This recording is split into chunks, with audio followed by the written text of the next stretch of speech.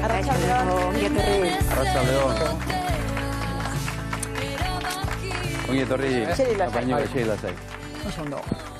Bueno, Iñigo, 2007ra jungo gea atzeraka, guk orain hitz egin dugu ez, eriotza mota ezberdina izuk bizi izan zen duen 2007an, zer gertatu zen? Bueno, 21 hilabeteko sema bat geneukan, esterra orduan gelditu zen, eta 2007ko martxoan, jaiotzeko solata gurutz, ospitalea fangindan, jaiotza normala izan zen, baina ospitalean 3 egun pasatu genituen, eta bea ez zegoen ondo. Eta, 3 eguneta etxera bidali gintuzten, etxera joan ginen, da 3 orduta oso gaizki jarri zen, ospitalea bueltatu ginen, eta, medikuek beraiek ezin zuten sinistu egoera hua ez, eta bertan hil zen. Eta, horrela gelditu ginen, gure Peru, gure gurutz, eta ni. Nola izan zen momentu hori?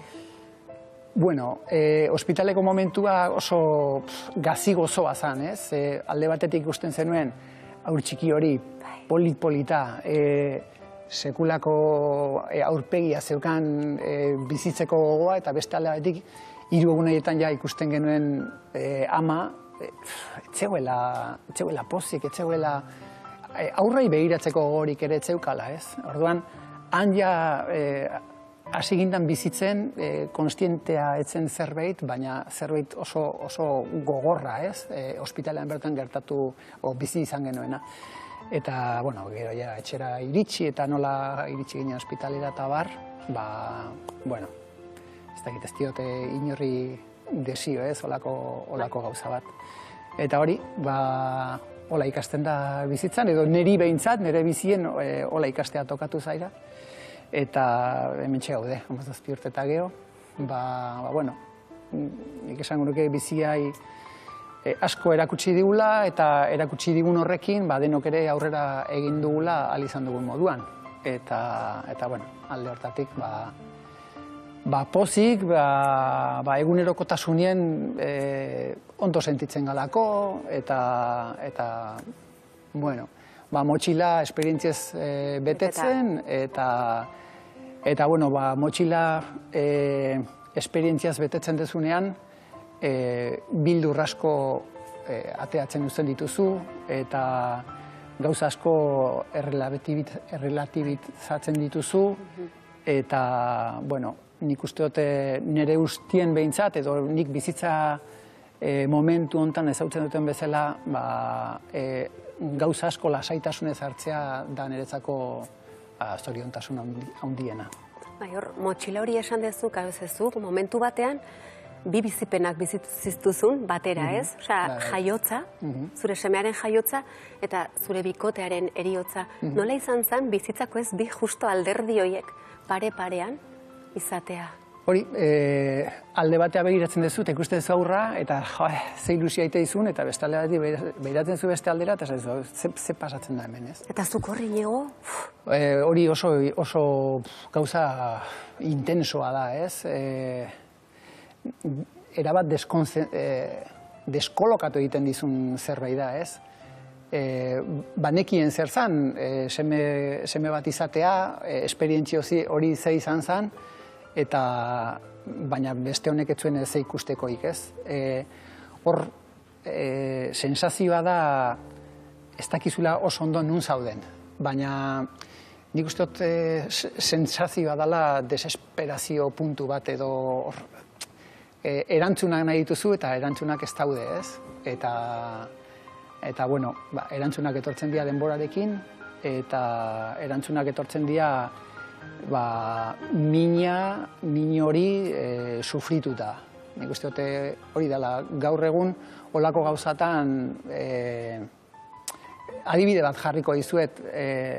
Nik pasatu nituen 2 urte terdi, pasatu nien malko bakar bat ere botagabe. Ezin nuen, ez zitzaidan ateatzen, eta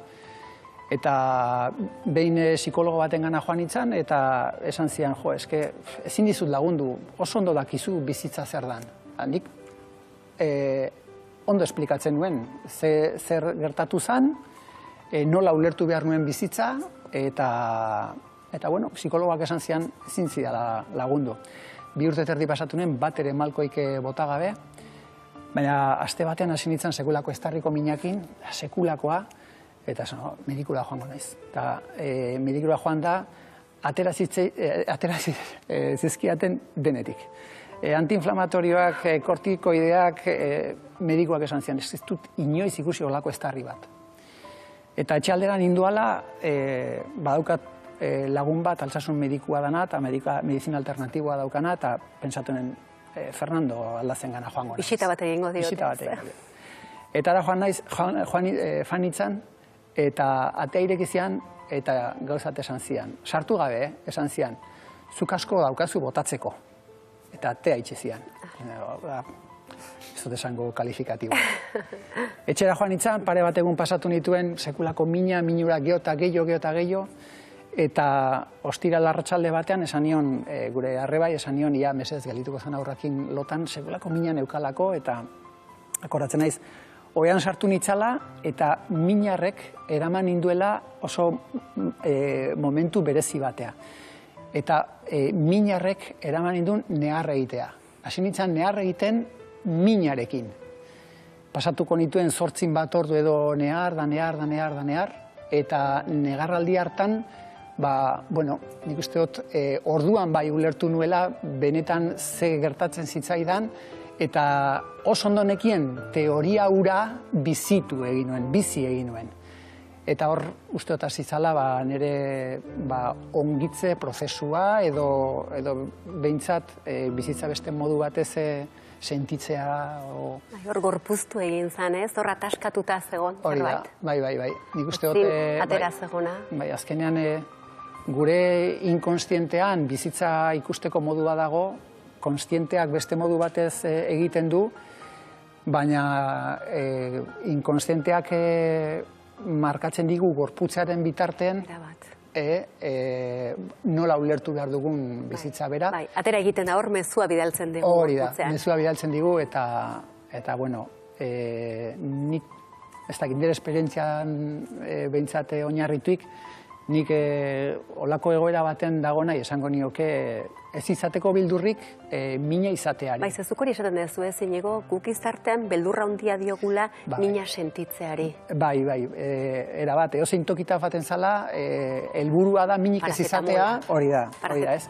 Eta mezu ura, eta atea horrela aurpegian iste ura, nik uste dut lagundu ziala ikaragarri, mina ez da anestesiatu behar. Minak eta minak egongo dira, ez dut esaten, baina olako egoera batean mina sufritu in behar da. Hori dolua, benetako dolua bizin behar da. Ez da, teoriarekin ez da konpontzen, hori bizin behar da. Bai, hor, bi profesionalen gana jun zinen eta biak ze ondo, esan zuten, hori ezin dizugu kendu. Hori zuk egin beharreko prozesua da, ez? Hori da. Min hori... Zuk egin behar duzuna, zure gorputzak agintzen dizun momentuan. Bai, ez gu komen terapiara etortzen zalako, edo ez, ze hemen dena arrazonalki ezin da konpondu, ez? Ez da arrazona, ez da konstientzia edo arrazonamentu kontua, hori da bizipena, eta hori ez baduzu bizitzen ez duzu inoiz deskantsatuko. Uste dut behar beharrezkoa dela prozesua horrela bizitzea, eta gaina denbora behar da. Ez da, urte bat pasatu da, eta orduan, jazta, bizi behar dut hori, ez, iritsi iten da, eta iristen den bezala utzin behar zaio hola bizitzen. Eta zu horri nego momentu batean, esterren eriotzaren ondoren, bizitzarekin asarratu zinen? Nik esango nuke ez,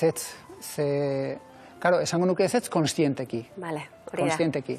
Ze garai hartan, egoera izan zen bezala, jende askoi entzuten nion esaten, ze injustua dan bizitza, eta hori enuen ulertzen edo, nik ez dut horrela ikusten, ez da injustua.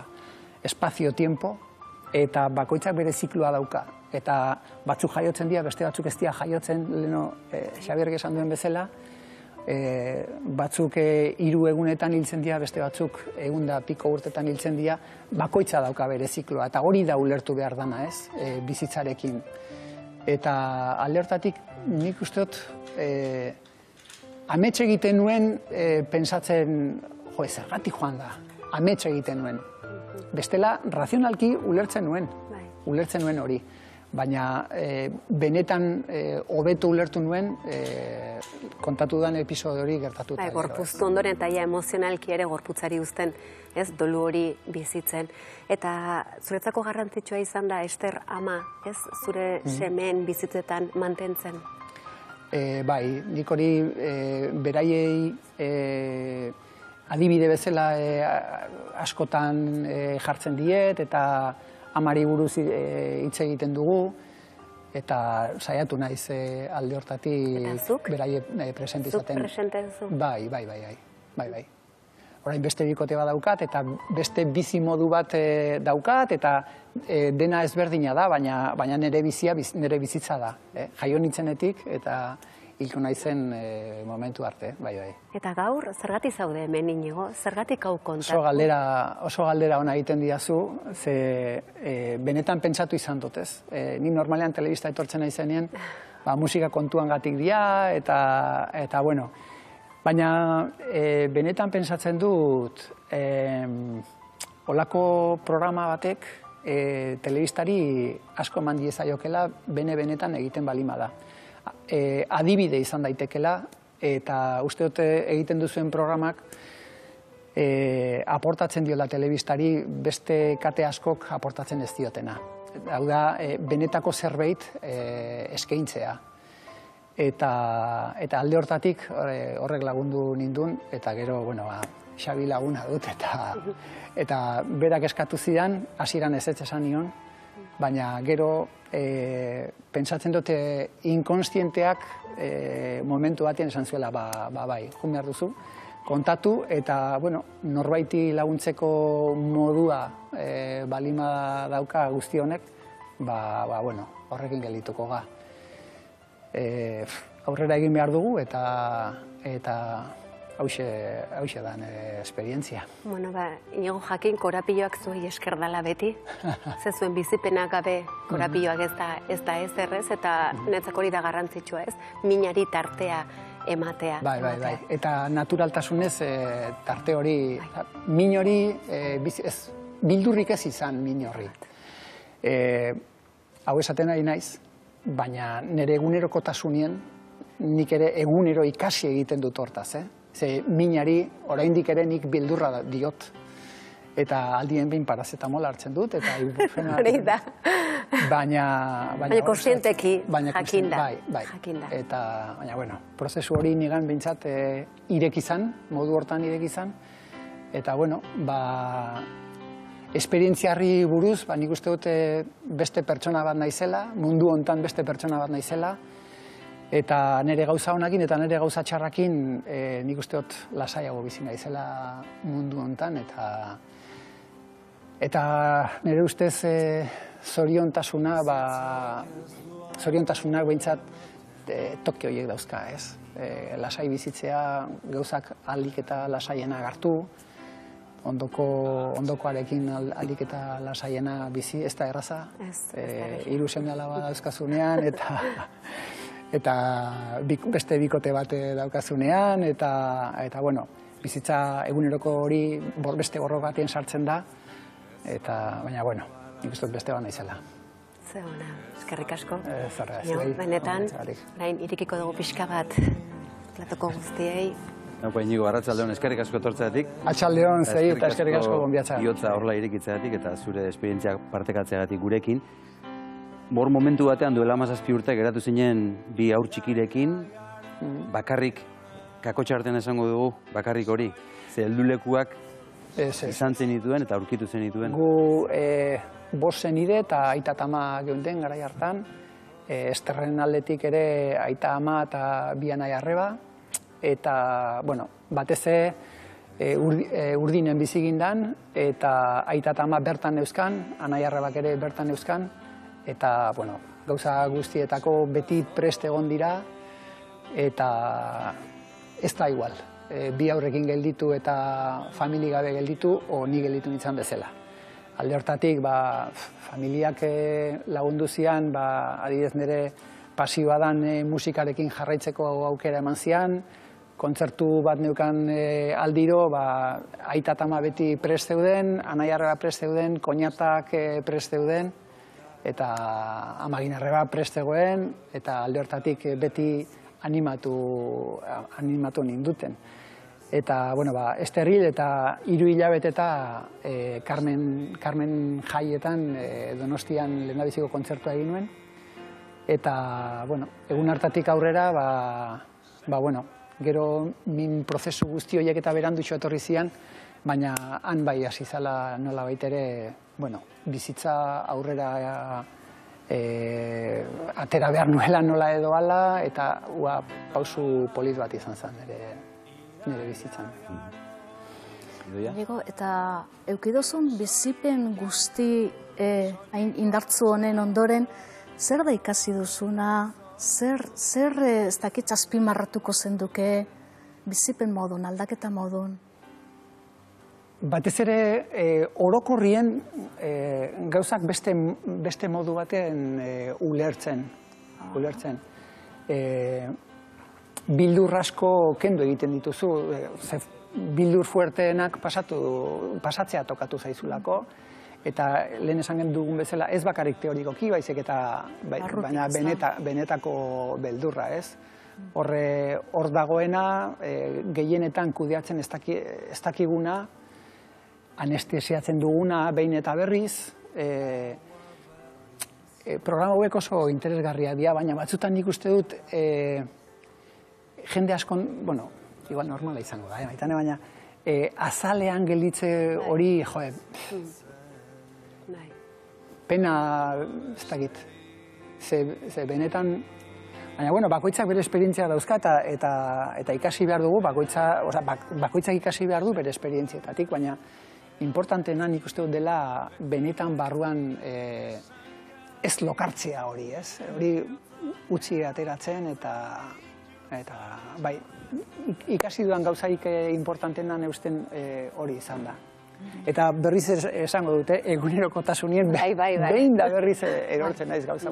Eta egunerokotasun gehia ezberdin egon daizela, beste sentipen ezberdin batzuk zelan barneratu, zelan sentitu, eta zelan gestionau ikizializeteko be, bai, ez da, bakotxak norbere prozesuen, zuk esan duzu moduen. Hori da. Gero seme alaben eziketan, hor gauza asko sortzen dira, eta bezala, eta, hor ere bizipen asko izan ditut, eta poliki-poliki ikaste dituzu kudeatzen, eta gauzak aldik eta lasaien hartzen, batzutan ez da bat erraza, baina, hola da. Idoia, zuk ekarrizki guzu erreminta batzuk, ez da? Laguntze aldera? Bai, entzeta hausnarketaz jarraitzeko, ez da? Zelan iniok erakutsi duzkun, zelako paradoja, ez da? Erizotza eta jaiotza aldi berean, ez da, dolue, tarte horretan. Eta, hemen daukogu lehenengue, eta hau ez dakitz, holan, zelan zana, kamiseta fama hauen bigandun ez da, esaldizekin eta, bizitza eta erizotza alkarreaz doiez. Bizitzan gauz asko dualak direz, da, iretargizen modun, agerin dagoen arpeize eta ilunentasunin dagoen arpeize. Bizitzan gauzenin, erizotza egongo da, etorriko da, ez dago orduan momentun erizotzik. Erizotza dagoenien ez dago bizitzarik, baina bizek doiez alkarraz, eta gainera bizitza honetan lehen ezeuek esan dozun modun. Gauza bakarra ziur dan hori gertuko jakune, bardin de nor garen edo zelako garen, momentu baten hilengo garile. Eta bakoitzak bere zikloa izango duela. Eta denbora guk neurtzen dugu. Baina bizitzak berak ez du denbora neurtzen. Ez du espazioa neurtzen, ez? Hor dago eta bakoitzak berea egingo du. Baina, bai. Bai, zer bestela hor badago kontzeptu bat askotan esaten dugun dela eriotza naturalak eta ez naturalak, eta zerk egiten du orduan. Ez, oin zuk esan dezunen asko gustatu zaiz, eta orduan zer da naturala, ez eriotza naturala da, ze hori da bizi beharreko zikloa gure burutikan kanpo, ez? Hori da. Ez da injustizia bat ospital batean zerbait gertatu dalako pertsona bat hildala, hori ez da injustizia bat. nik oso argi ikusi nuen hasiera batean mediku haiek ez ziala kontuatu. Baina gero nik oso ondo ikusi nuen nola sufritu zuten mediku haiek gertatutako ura. Ez da injustizia bat gertatu dena, baizik eta bizitza bera da. Bai, beraien ezin dugu, gizakiak ezin du guztiak. Jaiotzea naturala da bezala, hiltzearen naturala da. Eta horrekin bat... Eta gizartean askotan behar dugu, ez dakite, kulpable bat aurkitzea edo iruditzen zaigu hori bilatu ezkero, bueno, jazta. Eta, hor, erabat galtzen ari gara, barruko hausnarketa edo barruko bizitza, barruko esperientzio horri ateratze aldera, erabat galtzen dugu horrelako jarrerakin. Hor kontaktuari beldurra ez, nahiago dugu goian gelditu erdunak bilatzen, kontaktua egin, eta zuk esan duzu sakontasun hortan, mugitzen da guzti horrekin kontaktu hori egitea baino, ez? Eta Inigo, horri buruz ari garela eta erruduntasunari buruz ari garela, ez da, askotan bizitzari berari botatzen diogu horrelakotan errua, banu, bagina, balitz, zuk ere fase hori pasatuko zenuen pentsatzen dut?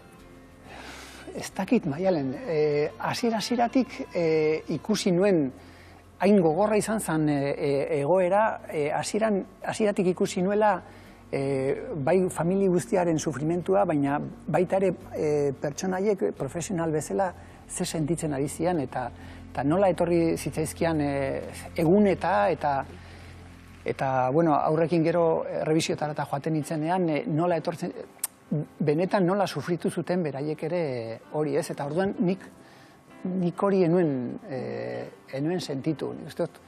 Oso gogorra izan zala bizipenura denentzako, eta gehien galdu zutenak nire bisemeak izan zian, ez, gure bisemiek izan zian.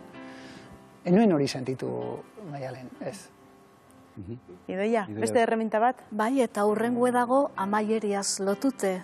Zegaitzik, sarritzen pentsaten dugu erizotza bakarrik dela holan niaren edo interrupzio bat, mosketa bat bakarrik, baina ez da betirako amaiera. Orduan, jake nono izilko garen, zaitzik ez dugu aprobetzetan, dabizen bitzartin bizi garen, ezta? Eta bizi hori saiatu gaitzezan bebai maitxasunetik bizitzen, hurbiltasun horretik, hausnarketa sakon horretik, sentitze horretik, ez da? Oso ondo esan duzu elkarrizketan, razionalki edo konstienteki gauzak oso ondo ulertu leike dire, baina sakontzen dugunin, gure inkonstienti beti dago horrate joka. Batzutan ez dugu eitzen kasurik, baina mendik edandik agertuko da.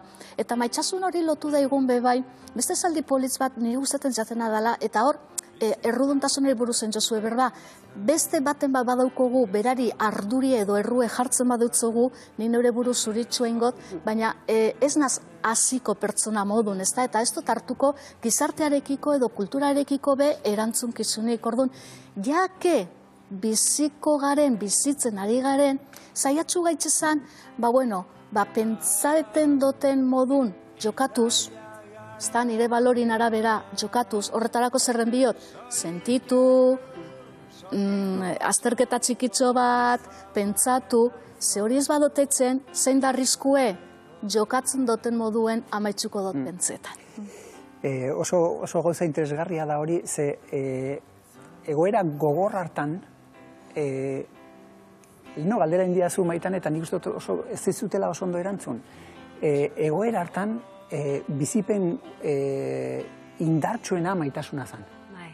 Maitasuna zen. Eta orduan, nik maitasunetik jaso nuen gurutz, eta maitasunetik agurtu nuen Ester. Eta orduan, horrela sentitzen duzunean, ez duzu injustiziak ikusten, errudun ikusten, beste modu batez ikusten duzu. Eta ordan hasten za barruko zea hori korapilo askatzen edo zentzu bat emoten bai behintzet. Eta 17 urte pasata geho, hemen jarraitzen dut, iaia berdin, txazula pentsa, baina. Baina normala da. Normala da. Eta gustora pasako nuke zurekin arratsaldea, Inigo, baina gaurkoari amaiera emate aldera edo zein da utzi nahiko zenuken mezua edo ze ondoriorekin amaitu nahi duzu gaurko elkarrizketa hau? Nik uste dut bizitza oso polita dela. Eta oso polita da arlo guztietan. Eta gogortasun edo gauza latzetatik ere zenbat ikasten duen pertsona batek naturaltasunez bizitzeko gaitasuna balima dauka. Eta alde hortatik, maitatzea oso importantea dela. Eta egunerokotasunien landu egin beharko genuke maitasun hortan bizitziak. Musikak ere lagundu dizu? Aipatu duzu 3 hilabetera lehenbiziko kontzertua eman zenuela, baina emozio horiek askatzen edo korapilo horiek askatzeko musikak ere lagundu dizu? Bai, oso modu inkonstientean egiten dudalako musika, Xabi. Eszenatokira iristen igotzen naizenean, nik ez dakit soldan, dodan, redan edo ladan. Nik musika baten sartzen naiz, eta hor esperientzia bat bizitzen dut, ez? Komunikazio bat sortzen da, bai nire kideekin eta baita publikoarekin, eta aldiro saiatzen naiz bizipen hori nolabait ere bizitzen.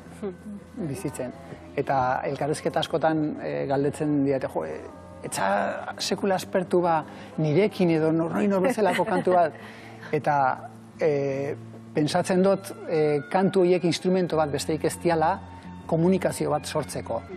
Eta gainea nik segulako suertea daukat komunikazio hori inkonstientea dala. Ez dut pentsatzen hortan, baizik eta bizi iten dut momentu hori. Eta izugarri hori bizitzeko aukera izatiek pertsona baten dako pila kargatzeko daukan gauzarik handiena da. Gainontzeko bizitzako gauza guztiak kudeatzeko balio izaten dizuna. Inigo Goikoetxea, eskerrik asko benetan bisitagatik. Eskerrik asko. Zure korapiloa, askatutako korapiloa bihurtzeagatik hemen gure artean. Eta eskerrik asko eta gozatu oholtza gainean, guk ere gozatzen dugu.